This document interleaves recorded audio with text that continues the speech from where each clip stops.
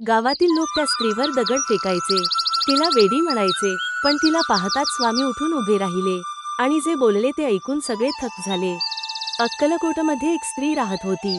ती दिवसभर श्री स्वामी समर्थ, श्री स्वामी समर्थ असा जप करायची. लोकांना वाटायचं ती वेडी झाली आहे.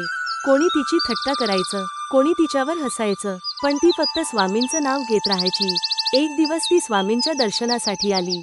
तिला पाहताच काही लोक म्हणाले, स्वामी, हिला इथून हाकला, ही वेडी आहे. हे ऐकताच स्वामी अचानक रागाने उठले. सगळे घाबरले. स्वामी त्या लोकांकडे पाहून म्हणाले, वेडी ही नाही, वेडे तुम्ही आहात. संपूर्ण परिसर शांत झाला. स्वामी पुढे म्हणाले, जिचं मन सतत देवात आहे ती जगासाठी वेडी असली तरी देवासाठी सर्वात प्रिय असते. हे ऐकून त्या स्त्रीच्या डोळ्यात अश्रू आले. गावकऱ्यांना स्वतःची चूक समजली. सगळ्यांनी तिची माफी मागितली. स्वामींनी तिच्या डोक्यावर हात ठेवला आणि आशीर्वाद दिला.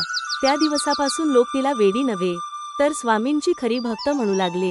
पण पुढच्या भागात स्वामी एका अशा मुलाला भेटणार आहेत जो जन्मापासून बोलू शकत नव्हता आणि पुढे जे घडलं ते पाहून संपूर्ण अक्कलकोट हादरलं.